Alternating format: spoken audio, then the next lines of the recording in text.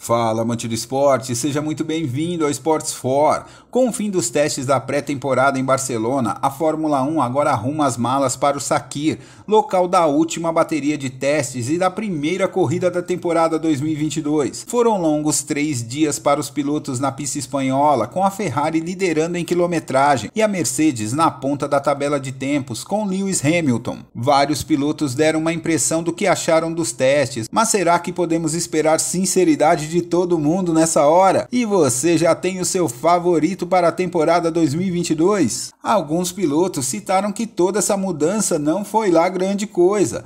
Lewis Hamilton afirmou que os carros são bem diferentes, mas não necessariamente melhores que os carros de 2021. Disse ainda que a primeira sessão de testes dificilmente revela quem estará na frente na primeira corrida e que não tem ideia de onde estão em relação aos outros carros. Verstappen foi outro piloto a dar declarações sobre os testes, disse que é impossível julgar qual a posição da Red Bull em relação às outras equipes, mas acredita que a equipe austríaca está no caminho certo após dizer que tudo correu bem nos testes e que estava impressionado com o equilíbrio do carro, mas acha que tudo estará bem diferente no Bahrein. Charles Leclerc disse que, mesmo tendo liderado 2 sessões dos testes, que a Ferrari não se concentrou totalmente em desempenho e que os testes foram utilizados para tentar o máximo de coisas possíveis e que a equipe ainda tenta compreender o limite do carro, que, ainda segundo o piloto, parece ser bom. Mas nem todos gostaram do que pilotaram em Barcelona.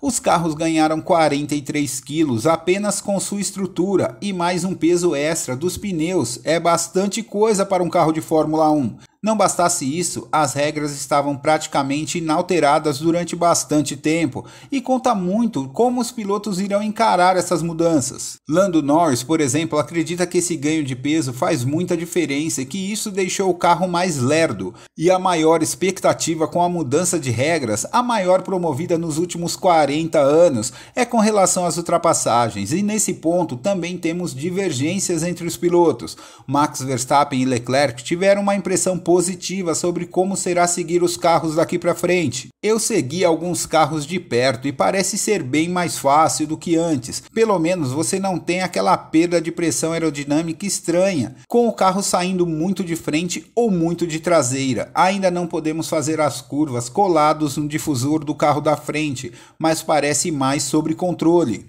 Leclerc seguiu na mesma linha de Verstappen. É muito interessante porque eu diria que de 3 a 1 segundo atrás do outro carro dá para seguir mais de perto, e daí de 1 segundo a meio segundo diria que a sensação é parecida com o ano passado, e daí em diante de meio segundo até quando você está muito perto fica muito melhor do que em 2021. É legal, interessante. Preciso dar mais voltas atrás de outro carro, mas até agora parece bom. Mas se Leclerc e Verstappen estão confiantes, Russell e Norris não parecem assim tão certos, e o motivo é que dá para seguir o carro de perto, mas o vácuo diminuiu e a ultrapassagem continua difícil, e isso pode ser um fator de preocupação para os pilotos. Vale lembrar que a pista de Barcelona tem essa dificuldade de ultrapassagem quase como uma característica, mas esperava-se que o novo regulamento desse uma amenizada, mas segundo os pilotos ingleses, não foi isso que aconteceu. Olha o que disse Russell: acho que a perseguição melhorou, mas o efeito do vácuo foi substancialmente reduzido. Acho que podemos seguir mais de perto, mas pelo que vimos, o vácuo é definitivamente menos efetivo.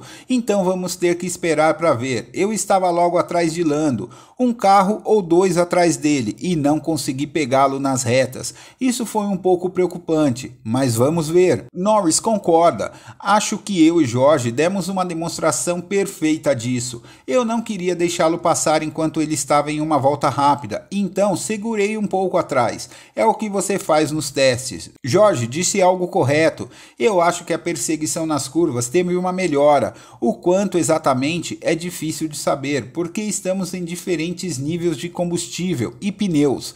Talvez quando houverem 2, 3, 4, 5, 6 carros à frente, pode ser diferente. Amante do esporte, ainda temos muito ar para passar por dentro desses túneis, até que as equipes consigam ajustar tudo para o início da temporada.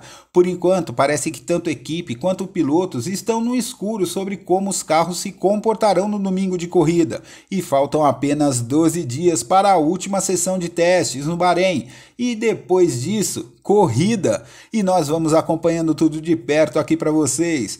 Vem com a gente, vem pro Esportes For.